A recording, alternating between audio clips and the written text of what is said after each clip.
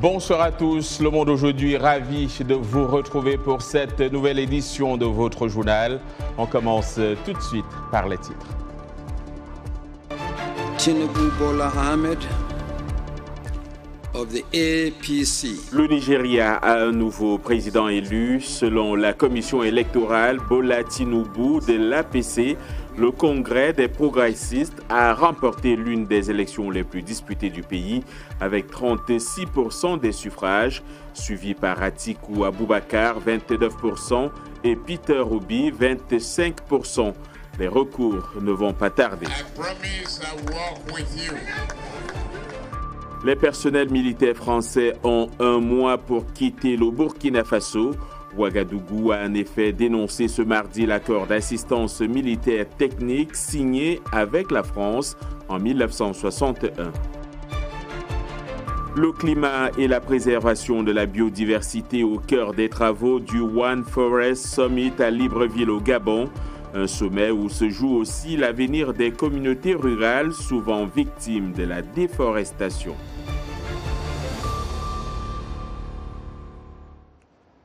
On connaît donc désormais celui qui va remplacer Muhammadu Buhari à la tête du Nigeria.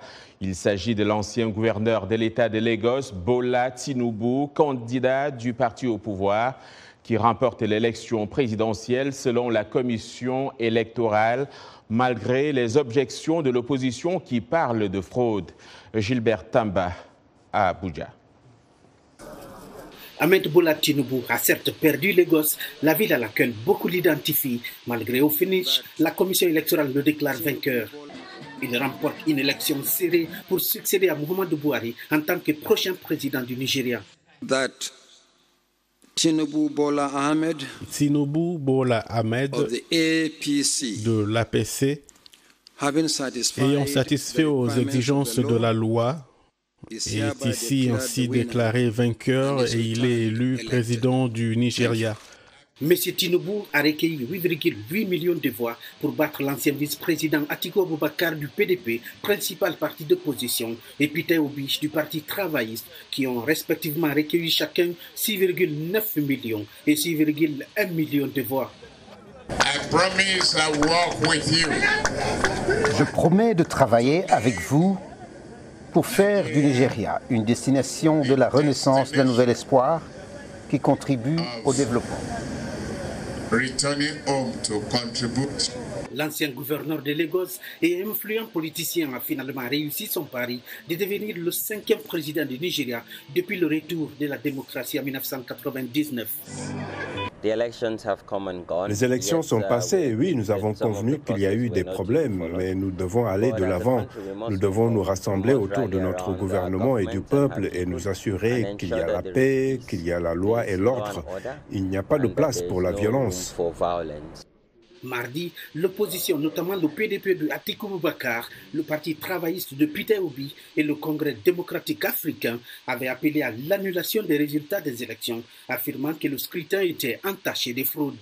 Gilbert Tamba pour VOA Afrique, Abuja. Le Nigeria a donc un nouveau président élu à l'issue d'une élection, on le disait, très disputée. Bola Ahmed Tinubu du parti au pouvoir, le All Progressive Congress ou APC, a été déclaré vainqueur de l'élection présidentielle du 25 février. Son portrait dressé par Haruna Shehu du service Hausa de la VOA, repris pour vous par Alexandrine Oloyon. Bola Tinubu est né à Lagos en 1952 dans une famille musulmane et appartient à l'ethnie Yoruba, qui représente 16% de la population du Nigeria. Pendant une grande partie de sa carrière, Tinubu a été un acteur politique dans les coulisses et a gagné le surnom de parrain pour son réseau de patronage soutenant des candidats à la présidentielle. Il a commencé sa scolarité à Lagos et à Ibadan dans le sud-ouest du Nigeria, puis s'est installé aux États-Unis dans les années 70, où il a occupé plusieurs emplois, notamment comme plongeur dans un restaurant, chauffeur de taxi et gardien de nuit, tout en poursuivant ses études. Il est diplômé de l'Université d'État de Chicago en 1979 avec un diplôme en administration des affaires.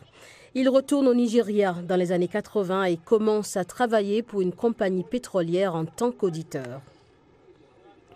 En 1993, lorsque le régime militaire annule les résultats des élections, Tinubu devient membre fondateur d'un mouvement pro-démocratique, la National Democratic Coalition, ou NADECO, un an après son retour d'exil.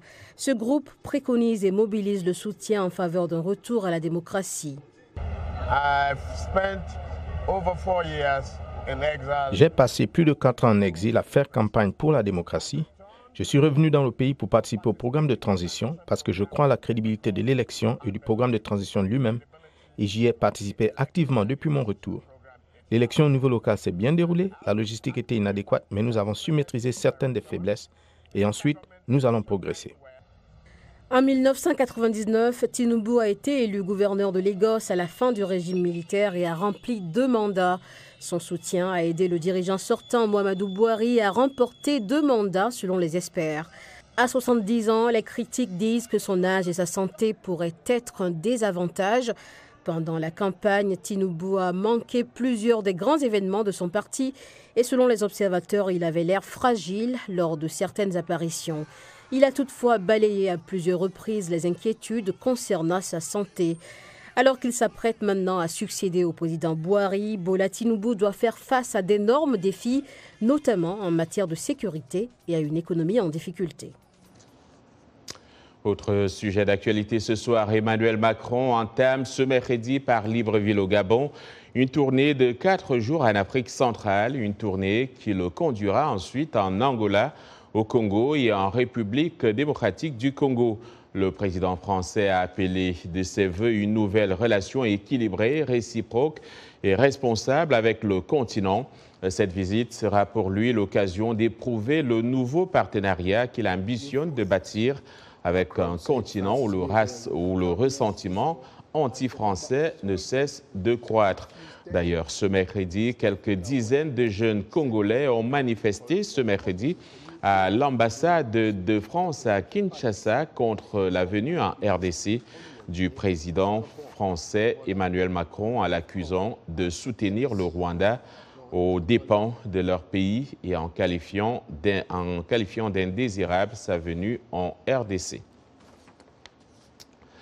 Un nouvel épisode dans les relations déjà tumultueuses, entre la France et le Burkina Faso. Ouagadougou a dénoncé mardi l'accord d'assistance militaire technique avec la France et donne 1 mois au personnel militaire français en service dans les administrations militaires burkinabées pour quitter définitivement le territoire. L'accord historique dont il est question ici est vieux de près de 62 ans. Pour plus de précisions, suivons cet élément de Lamine Traoré, notre correspondant à Ouagadougou.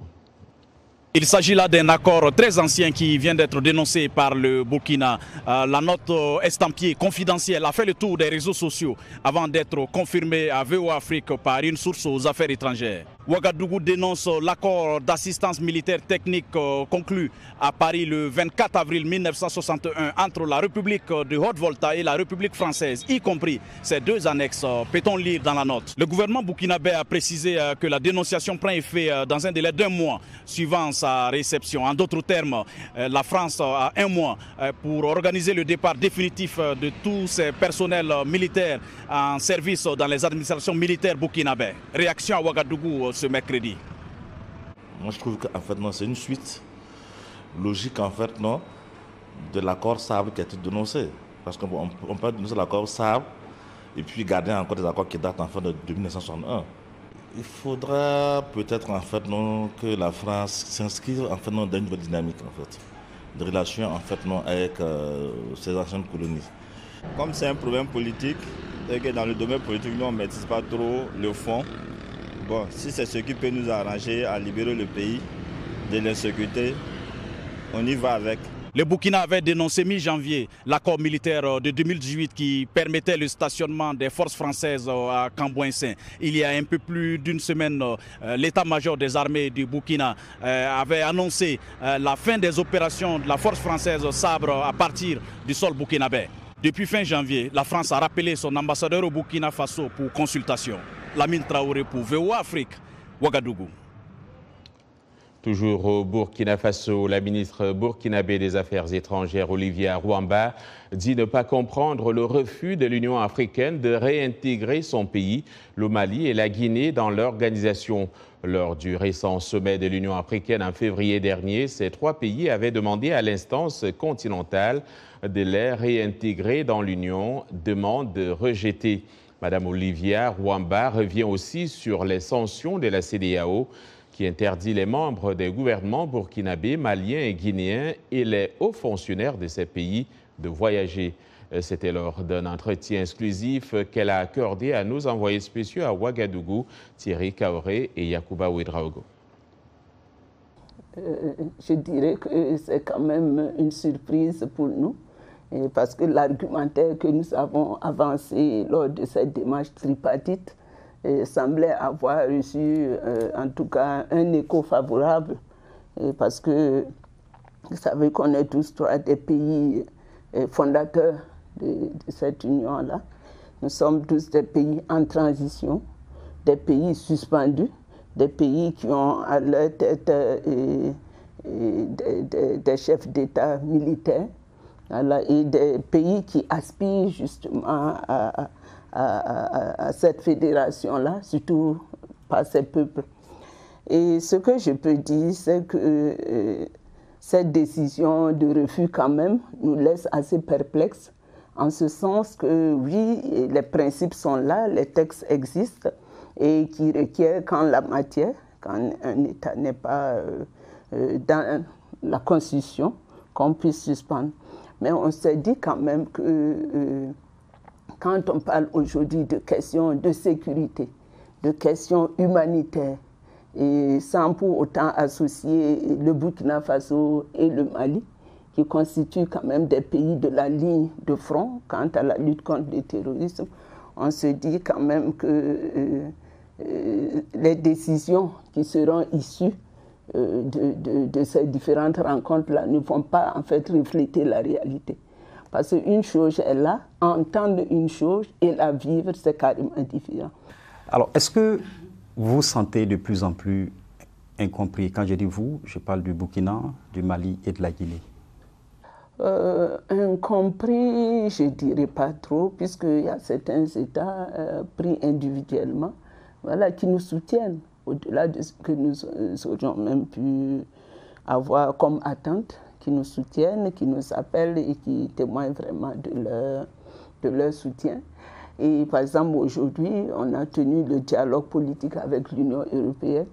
Et en tant qu'entité, ils ont pris l'engagement d'accompagner la nation burkinabé. Et les pays pris individuellement, chacun se manifeste. Voilà, pour en tout cas déplorer la situation que nous vivons. Et tous reconnaissent justement la situation géographique très sensible et très stratégique du Burkina. Et j'avais même, à l'occasion de ce dialogue-là, il y avait la présence justement du secrétaire général adjoint pour l'Afrique de l'Union européenne, et qui n'a pas manqué de relever ce fait-là. Restons dans la diplomatie pour signaler côté États-Unis que le chef de la diplomatie américaine, Anthony Blinken, a dit mercredi ne pas prévoir de rencontrer ses homologues russes Sergei Lavrov et chinois Qin Gang lors du G20 cette semaine en Inde. Une annonce qui intervient sur fond de vision, ou plutôt de division sur la guerre en Ukraine. Si la Russie était véritablement prête à s'impliquer diplomatiquement pour mettre fin à l'agression contre l'Ukraine, nous serions évidemment les premiers à être prêts à y travailler. Mais il n'y a aucune preuve en ce sens, a déclaré M. Blinken. Quant aux relations entre la Chine et les États-Unis, elles se sont détériorées depuis la destruction par un avion de chasse américain le 4 février d'un ballon chinois survolant les États-Unis. Washington affirme qu'il s'agissait d'un engin espion. Vous suivez Le Monde aujourd'hui. Tout de suite après la pause, nous parlerons du coup d'envoi du One Forest Summit à Libreville au Gabon et du FESPACO qui se déroule toujours à Ouagadougou avec nos envoyés spéciaux Thierry Kaoré et Yacouba Ouedraogo.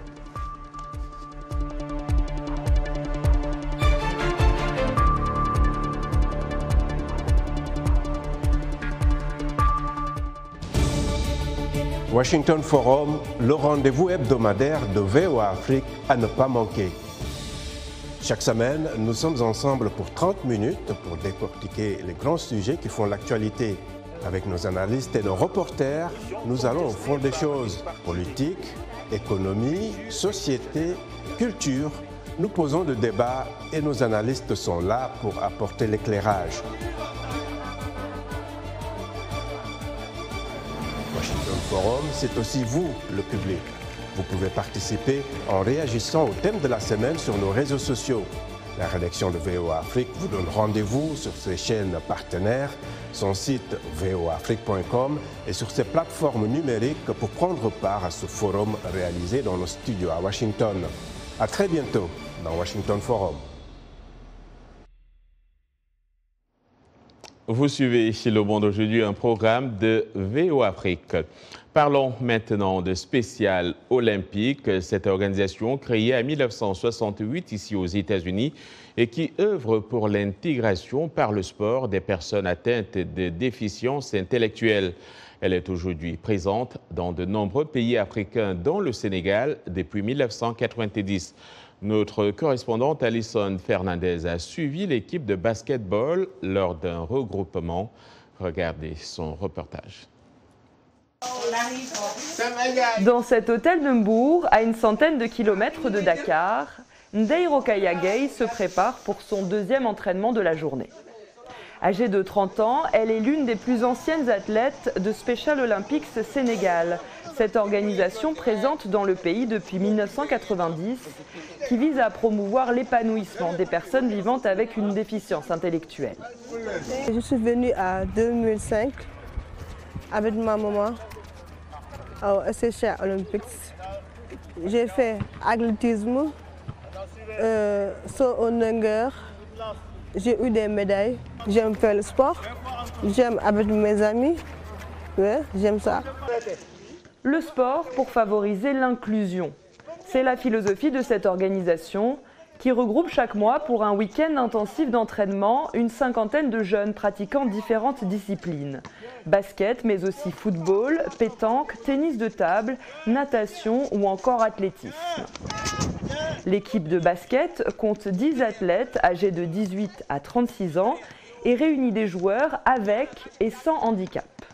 Adja Silla est élève en classe de seconde.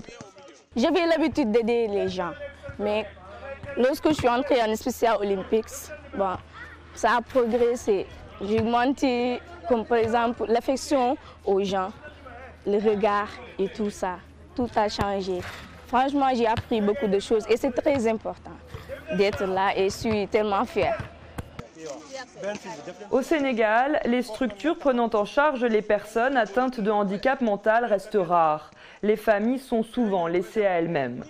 Special Olympics, présent dans 8 des 16 régions du pays, pratique la détection à domicile et a recensé à ce jour 3800 personnes atteintes de déficience intellectuelle. Au niveau des Special Olympics, on est en train de faire le travail pour essayer que les familles puissent accepter d'abord la déficience de leurs enfants. Parce que ce n'est pas facile, c'est un sujet tabou jusqu'à présent. Parce qu'il y a des familles qui n'acceptent pas. Ce n'est pas la peine de les garder dans les maisons, ce n'est pas la peine de les cacher. Ce sont des enfants qui ont droit à tout. Ils ont droit à l'épanouissement, au sport, à l'éducation. Je suis sage, je recule. Allez, c'est bon. Prochaine échéance pour les jeunes sportifs, les Jeux mondiaux d'été de Berlin, prévus en juin prochain, qui réuniront 7000 athlètes venus de 190 pays. Ces Jeux se tiennent tous les 4 ans. L'équipe du Sénégal sera représentée par une cinquantaine de participants. Alison Fernandez pour VOA Afrique, Dakar. Et on leur souhaite à tous bonne chance pour ces Jeux. Coup d'envoi au Gabon des travaux du One Forest Summit pour Libreville et Paris qui parrainent cette initiative. Il s'agit d'une rencontre pour avancer sur l'action climatique et la préservation de la biodiversité. Une quinzaine de chefs d'État étrangers y sont annoncés, dont le président français Emmanuel Macron qui est arrivé ce soir. Mais en marge de ce conclave de haut niveau se joue aussi l'avenir des communautés rurales, souvent victimes de la déforestation. C'est le cri de détresse des peuples autochtones du petit village Massa, situé à plus de 600 km de Libreville. Ils réclament au gouvernement gabonais la reconnaissance légale de sa forêt sacrée menacée par les exploitants étrangers. C'est un reportage de notre correspondant à Libreville, Ismaël Obianzé.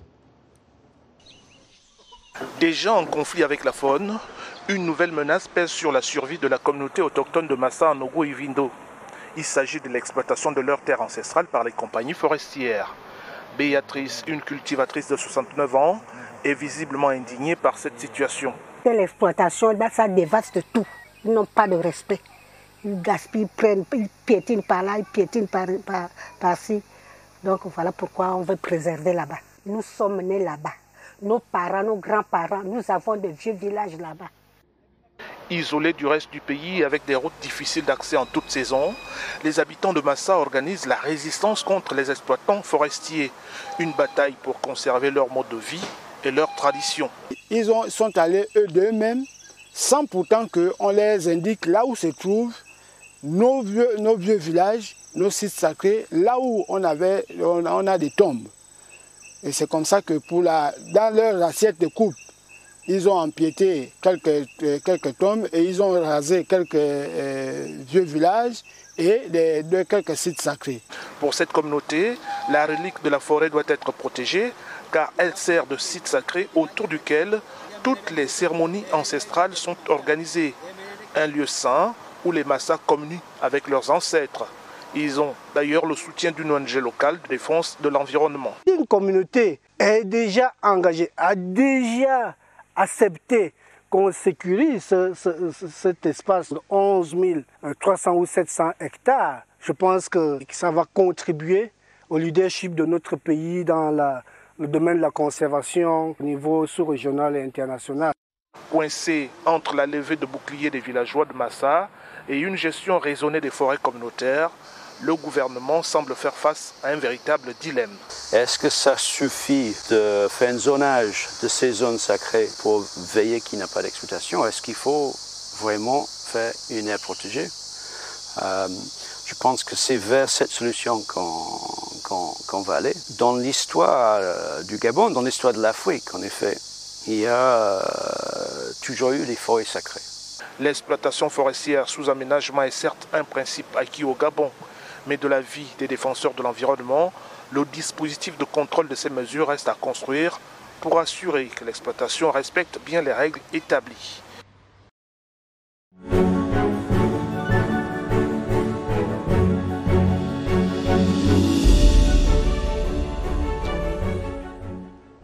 Du 7e art pour terminer, rendons-nous à Ouagadougou, capitale du Burkina Faso, où se déroule donc le festival panafricain du cinéma et de la télévision. Cette 28e édition du FESPACO rassemble des producteurs, acteurs et autres personnalités du monde cinématographique africain jusqu'au 4 mars. VOA Africa sur place, Thierry Kaoré et Yacouba Ouedraogo. Yacouba, bonsoir. Bonsoir John et bonsoir à tous. Voilà, parlez-nous un tout petit peu de l'engouement autour des séances de projection des films au FESPACO. On a beaucoup entendu parler de Sira, d'Apolline Traoré. Oui, John, engouement, il y en a. Les cinéphiles ont pris d'assaut les salles de ciné. La projection du film Sira d'Apolline Traoré, la première projection, disons, a eu lieu hier au ciné Nerwaya, salle comme guichet fermé. Une heure avant le début de la projection, il n'y avait plus de place. Nous sommes ici au ciné Burkina, juste derrière moi, vous le voyez. Le film est projeté présentement, mais à notre arrivée, eh bien, beaucoup de cinéphiles étaient mécontents et ils ont manifesté bien sûr leur colère car ils ont acheté des tickets mais n'ont pas pu accéder à la salle, faute bien sûr de place. Une fois de plus, guichet fermé. Il y a eu bien sûr quelques petits échauffourés qui ont été vite rattrapés par les forces de l'ordre. Vous savez, Sira, c'est l'histoire d'une jeune fille enrôlée de force par les terroristes qui par la suite va finir héroïne de cette lutte-là. Et donc du coup, c'est un film qui intéresse beaucoup les Burkinabés et les Sahéliens parce que justement, le terrorisme est vécu ici à Ouagadougou comme un peu partout au Burkina Faso. Alors Yacouba, on parle donc d'Apolline Traoré. Quelles sont ses chances de remporter les talons de Yenenga cette année? John, de l'avis des cinéphiles, beaucoup de chance. Elle l'a dit elle-même, elle ne s'en cache pas. Elle est venue bien sûr pour remporter les Talons d'Or de Yenega. On l'a eu en interview à l'ouverture bien sûr de ce FESPACO-là. Elle le dit haut et fort, elle veut ce trophée. Elle bien sûr qui dit avoir mis beaucoup de moyens financiers, matériels et humains surtout pour tourner ce film qu'elle a commencé dans le désert burkinabé avant de le finir dans le désert mauritanien. Comme quoi, ici, les forces de l'ordre n'étaient plus à mesure d'assurer bien sûr sa sécurité et la sécurité de tout le plateau bien sûr du tournage. Elle le dit haut et fort, elle ne s'en cache pas. Elle veut ce trophée-là. Et tenez-vous bien, le dernier étalon d'or de Yenega, le deuxième d'ailleurs du Burkina Faso, date de 1991 et c'était avec Tilaya Didissa Ouedraogo, le regretté bien sûr Idrissa.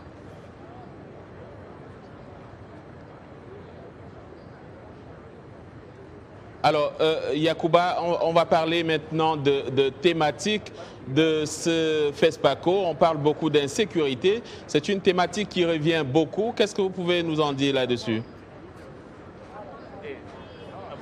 Oui, de l'avis bien sûr des membres du comité de choix de ces différents films qui sont en compétition dans les différentes catégories, eh bien, la plupart des thématiques, la thématique la plus abordée bien sûr dans la plupart des films, c'est la lutte contre l'insécurité, c'est le terrorisme, c'est le djihadisme. Et vous le savez, hein, c'est tout à fait naturel pour ceux qui pensent que le FESPACO est en phase bien sûr avec ce que les gens vivent au quotidien. On leur parle, on les entend. Ils ont beaucoup à dire bien sûr par rapport à cette insécurité-là qui affecte leur vie au quotidien. Et vous le savez, les films, bien sûr, relatent tout simplement le vécu des gens. Et c'est ce qui ressort dans beaucoup de films, comme dans le court-métrage de la Nigérienne, la réalisatrice nigérienne Amina Abdoulaye Mamani, que nous avons rencontrée. Son film est intitulé L'Envoyé de Dieu. Tenez-vous bien, ce n'est pas un envoyé ordinaire, ou plutôt une envoyée ordinaire, parce que c'est l'histoire d'une jeune fille, justement, qui a été enrôlée aussi de force par les terroristes, envoyée dans un marché se faire exploser. Elle va se retrouver nez à nez avec sa propre mère qui vend dans ce marché. La suite, je vous invite justement à envahir les salles de ciné pour découvrir. C'est l'histoire d'une petite fille qui a été kidnappée. Elle est partie à la forêt avec les djihadistes. Quelques temps plus tard, elle est choisie au hasard parmi toutes les filles. Elle est choisie au hasard. Et on lui a attaché une ceinture d'explosifs. Voilà, on dit qu'elle est l'envoyée de Dieu. Elle va aller exploser dans un marché pour tuer les gens. Voilà, vraiment, elle a été choisie au hasard. Et maintenant, on lui dit qu'elle va aller accomplir une mission divine. Bon, c'est l'un eux.